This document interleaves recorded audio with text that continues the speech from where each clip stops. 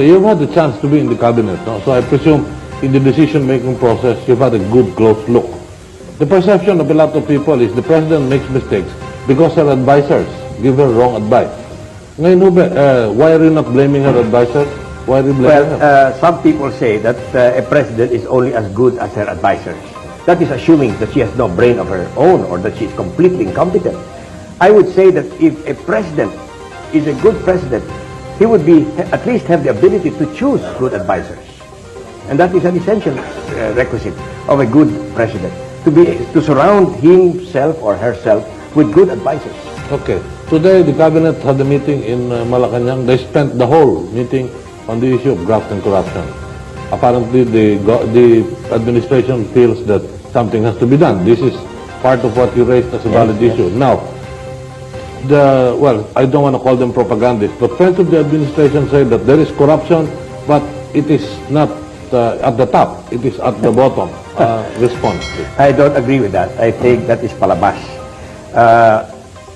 I think this is public knowledge that graft and corruption is one of the greatest failures of this administration. This administration, and I was present when Cory Aquino made that promise to the people that aalisin daw daw kapag siya inihalal ng bayan, hindi lamang ang gambling casinos, titigil daw niya ang graft and corruption. But many people believe that the graft and corruption during the first 2 years of this Aquino administration matches the last years of the past regime. When you were in the cabinet, we're going to talk insurgency in a few minutes. When you were in the cabinet, were you aware of any counter-insurgency program being implemented by the administration? None, and that's the reason I resigned as Foreign Secretary. I wanted an all-out, comprehensive anti-insurgency policy, and I was fighting for that. And when President Aquino ignored my importunings to have such a policy, I resigned. That was after visiting all the military camps. And a good example of that is Quezon. And the best evidence, or exhibit A of that, of how bad the peace and order situation is. And it's Governor, one of your guests tonight, Governor Eddie Rodriguez, who was kidnapped at the height of the campaign. So at the time when I was about to proclaim, he was not there.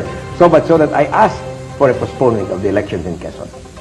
So you've mentioned that there's no counter-insurgency program in the administration. None. In your incumbency as Foreign Secretary, there was no foreign policy. In my opinion, there was no direction. Not from Malacanang. Well, at least in one area, the administration claims they've succeeded, the economic recovery. There is an economic boom. They're on their way to improving. I don't think there is economic recovery yet. I disagree with that. Do you agree that steps have been taken to improve the economic picture? Well, there have been steps taken, but it's not going into a definite direction. That is one of my, that was one of the things I mentioned in the letter. Okay. Would you like to say a parting word? Well, I'd like to just address a very brief appeal to our people, ang mga minamahal nating kababayan, lalo na yung mga nakikinig dyan sa kanilang mga bahay. Hindi ko na isasali yung mga nasa katungkulan, lalo na yung matataas ang katungkulan. At hindi ko din isasali yung mga nakikinabang sa administrasyon, itong current administration.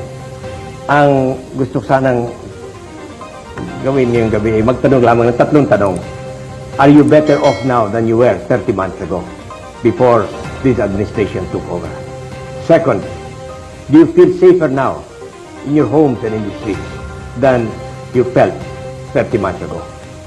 And third, do you feel that there is less graft and corruption now than there was during the last years of the previous regime? While your answer to these questions will decide whether my resignation was justified or not. While there is no, in my opinion, a response to the promises that have not been fulfilled by President Aquino. President Aquino behaves like an innocent bystander, hoping that the problems will simply solve themselves. I think it is time now to separate those who believe that the present or current administration is doing a wonderful job. They should join forces, fine. They should support President Aquino. But all those who believe that she is not doing a good job, that she is making a mess out of the present situation, should also join forces. Okay, thank you, Mr. Vice President.